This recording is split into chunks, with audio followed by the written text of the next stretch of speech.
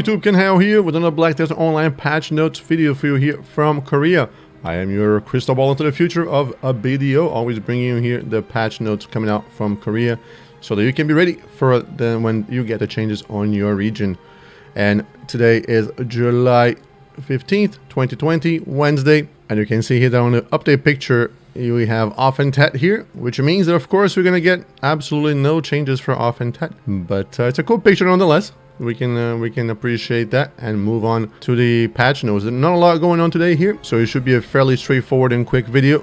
And let's get the ball rolling here. So the very first thing that we have here is this new reward here for the Immortal Arena. I don't believe that you guys gotten the Immortal Arena or Immortal Hell thing on the lands of non-Korea, but this is a new reward for a new daily quest that they are adding there. And of course, in typical BDO fashion, Pearl Abyss has not given us any other information on the quest. Just says a daily quest at the Crow's Nest that you can go and complete to get this reward box here. And the items to note here, of course, are the Advice of Valks. We can get it up to plus 40 by the looks of it. We can get also Kaffir Stones bundle, which is not bad, or a Hardened Sharps bundle, and the Crystal Removal little box here. This is an RNG box though, so don't go in there.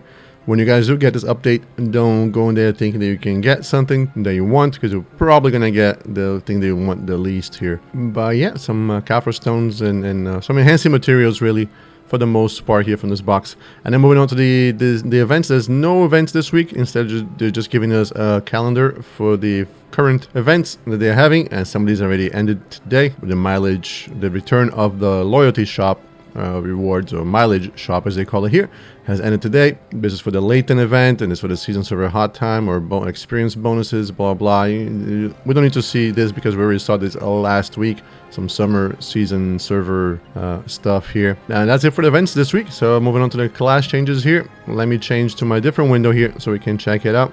I made some notes, and here goes. You can see here for Warrior, the big change today is that they made the transition between Awakening and Manhand weapon smoother. For Mehua, apparently their falling down animations from high places was slower than other classes, but now the Musa and the Mehua have been sped up to match the other classes. For Wizard and Witch, there was apparently a problem for activating the Black Spear Rage version of Meteor Shower Aerial after using Magical Evasion or Teleport. They apparently fixed that. And for the Hasashin, there were a few changes this week, but most of them were either bug fixes or smoothing out animations and transitions between skills. And of course, I'll be playing with the Hasashin tonight on the stream, 9 p.m. Korean Standard Time. So if you want to check out the changes, we can go through them together and discover them together. It's all kind of a long list on the patch notes, and it's not really going to affect you guys because by the time you guys get the Hasashin, those changes would all have been implemented already. So I'm not going to go through them. And that concludes the character changes for this week, the class changes for this week. Let's go back to the main page here. But as you can see here, quite a few changes. It looked like quite a few changes for the Hasashin this week, but like I said, most of them are bug fixes and smoothing out of transitions between skills and things like that. And then moving on to the item changes here, they now let you exchange some silver golden wandering cone coins from some event. They're now moving into Bartali. Bartali will now take him, which is great because I missed my opportunity to exchange those coins. So now you can go to Bartali and exchange those. Those are like this. This says golden coins here, but they're actually silver in the game, and I can show you in game here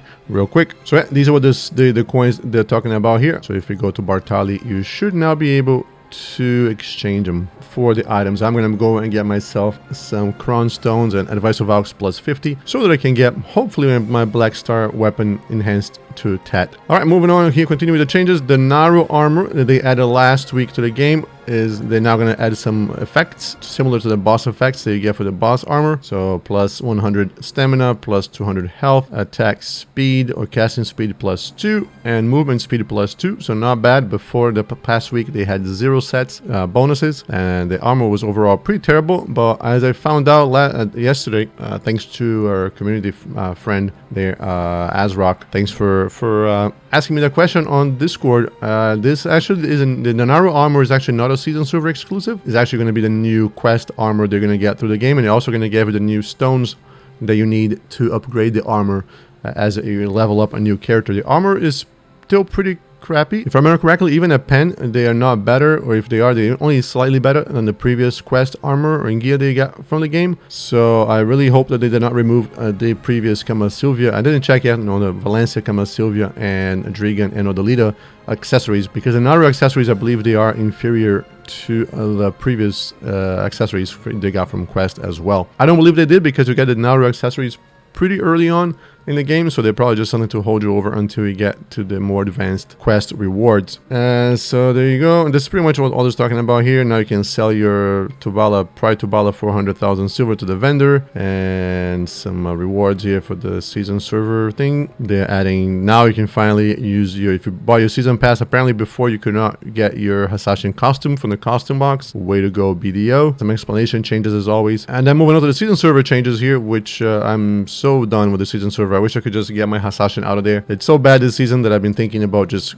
erasing my Hasashin and create a new one and starting fresh, but we'll get into that on the video coming out this week about the season server, the second season of the season server. But apparently they're adding some quests here that you can do in different areas to get extra rewards. They eliminated the previous rewards that you could get from in the previous season, the weekly ones that you can choose which kind of stones out of the 3 you wanted. Those are no longer available in the current season in Korea, and now apparently they're replacing it with these ones here, and they're not telling us what the rewards are. Typical Pearl Abyss fashion. Way to go, BDO. And they're saying these are the level requirements for each of these quests here, and you can go to Bashims, you can go to Nagas Titium, which I believe is Fogans, Kadri, Gahaz, Crescent, Fadus, Polyforest, Sherakan, and Blood Wolves. And go there and grind there, and it will show you in the UI. It's similar to the quest where you can get your Sula accessories. They show in the UI in the top right corner there how many mobs you've killed, how many you have to kill, and the reward. But of course in here they are not telling us what the rewards are, so I'm gonna have to jump into game tonight and check those out. And the other stuff is mostly just explanation changes and things that we don't need to talk about. Season pass changes for the season server for the summer season. And then get into content here. They are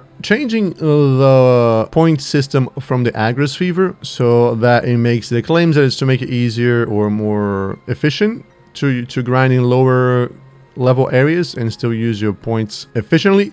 So now they are changing it to be 5 times the amount that you had before. So let me pull up my game here real quick. You can see here in my UI that my character has now 100,000 Agris Fever points. Before I had 20,000, and every day I'm recharging 20,000 Agris Fever points. But you're not gonna have more points. They're just making it so they're changing the point system so that now you use even less points when you go in the lower level areas. And you can see here, I know this is on Korean, but you can see here that now the point systems, the points are a lot higher in cost for every area, except for the lower areas. Like this is Medea, so now you're going for 2. I forgot which ones. This might be Wandering Rogues, maybe. I don't know what this is. I don't know these names in English, but these are all the Medea zones. You can see the Medea zones are costing a lot less. This is Helms over here. I know this for a fact. This is Helms. So the Helms mobs are now cost 2 Agris Fever points instead of probably cost 1 before, but because you only had 20,000 points max, it was a lot less. It went through your points a lot faster, and it was a lot less. It was less worth it to grind there. So now apparently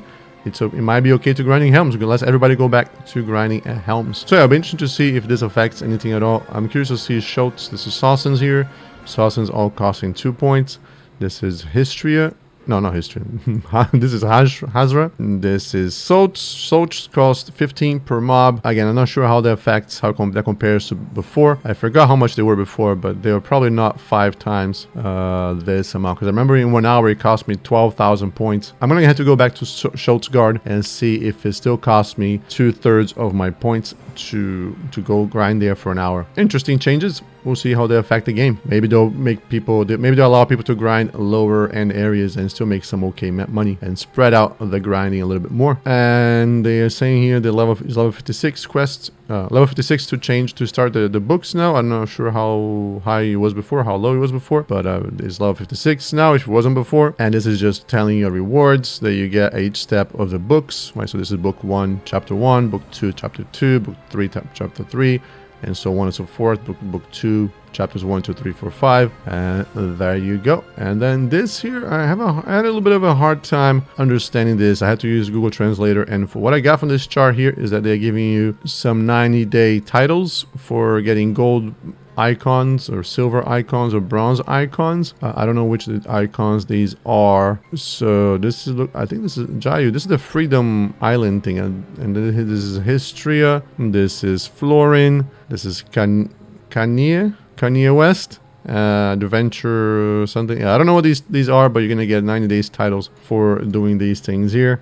Again, I tried. I even recruited Google for the help, but it did not help me at all. And I think that's it. Let me look here real quick to see if I miss anything. There's actually one change here that might be pretty cool, and that is this one here for the Griffin, the Dark Rift Griffin that you fight in Kama Sylvia. There was some effect that was being applied late, and I know this for a fact. There was a knockdown, I believe, if I remember correctly, that he has one of his attacks that even if you dodge during the animation, and it would still knock you down after the animation was finished. So it looks like they might have fixed that. I hope so, because that boss is the coolest boss in the game, the most beautiful boss in the game, but he's so annoying because there's some bug that attacks. They fixed some of them from before when they removed him from the game temporarily, but he still has some shenanigans going on his attacks. So let's hope that they fix those. And that's it for the patch notes for today. Let's hope I didn't miss anything. And as always, let's go back into the game and check out the Pearl Shop. All right, so here we are in the Pearl Shop. Let's check out what's new. I don't think there's anything new interesting this week. Actually, that's a lie. There is something that I'm kind of excited about, which is the coupon. They're adding a chance to buy 2 coupons here, or 3. You can buy these 3 here or these 2 down here. Coupons for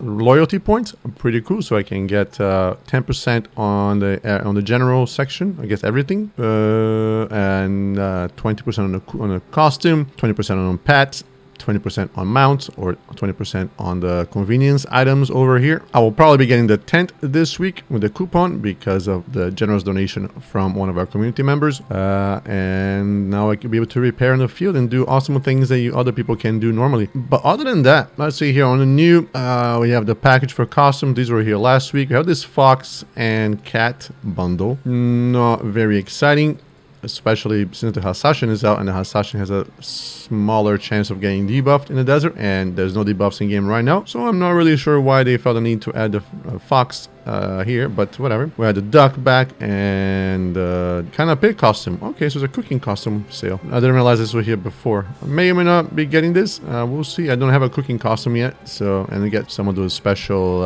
extreme supreme utensils here. Not a bad deal. Anyway, that's pretty cool. I might be getting this. And they think this is new, but this is clearly not new. Silver Blasting has not been new for a long time, unless I'm missing something here. Maybe before they didn't give you the item drops, the loot scrolls. I don't know. And then they added some gear for the Hasashin. This is the desert ghillie suit, the forest ghillie suit, the fishing outfit, and the shark outfit. So now if you want to be an ocean Hasashin and do some bartering, you can. Yeah, that's all that's new. As far as hot here, nothing hot. The events sale, we got the Berserker special costume here for the Zerker, looking pretty chickenish. All right, pretty cool outfit. I wonder if the Hasashin will get these full armor outfits at some point. And then we have the Morocco box for your gear.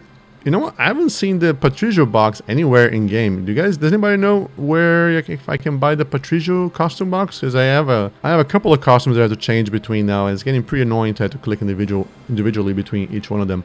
If anybody watching this knows where the Patricio box is, please let me know. I would love to get one. And I'll probably get one of these two at some point. There's a quest to get a free one here in the Korean server. So I'm probably going to get the free one first, and if I need a second one, I might get this one. But I'm more concerned with the Patricio box at this point. And that's pretty much it here. These were here last week, and this is the package for the release, which has a coupon here for 20%, plus the new dog pet that I showed off on my patch notes video last week. And the little, is this a corgi, I think? Isn't it? What is this? Any dog lovers there can correct me. It says corgi. Welsh corgi. Yeah, Welsh corgi. There you go. See, I know some things. So that's going to be it for the Pearl Shop. Let's go back to the main page. But yeah, that's going to be it for today's patch notes video for this week. Don't forget that I'm going to be streaming tonight, 9 p.m. Korean Standard Time. And also tomorrow, Thursday, 9 o'clock Korean Standard Time. And this week, I think I'm going to be trying a Sunday night stream as well. So come around on Sunday night, 9 o'clock Korean Standard Time to join the new stream if I can make it. And you can find the link to the stream down in the description below, twitch.tv/KenHyle. And as always, if you liked the video and thought it was informative, I would appreciate if you could hit that like button. And if you want to see more video content from me, don't forget to subscribe. And also come join our Twitch community and our Discord server. Links down below. And that's going to be it from me for now. And I'll catch you guys on the next one. Take care.